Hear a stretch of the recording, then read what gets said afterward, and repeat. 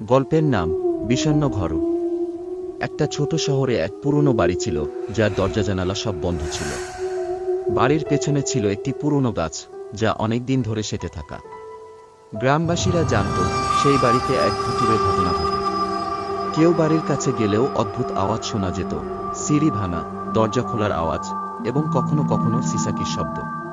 একদিন এক সাহসী যুবক নামে সোহেল বাড়িটির দিকে এগিয়ে গেল। সে শুনেছিল সেখানে একসময় এক নারীর অদ্ভুত মৃত্যু হয়েছিল।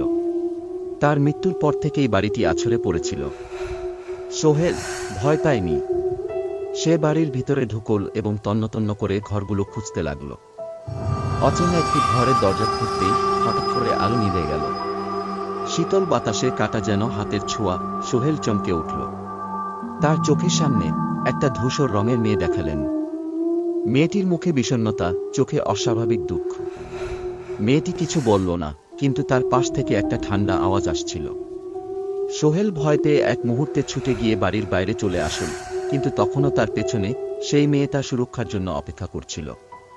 এরপর সোহেল গ্রামবাসীদের কাছে শোনে যে যারা বাড়ির ভিতরে একবার ঢুকেছিল তাদের সবার জীবন বদলে গেছে, কিছুই আর আগের মতো হয়নি।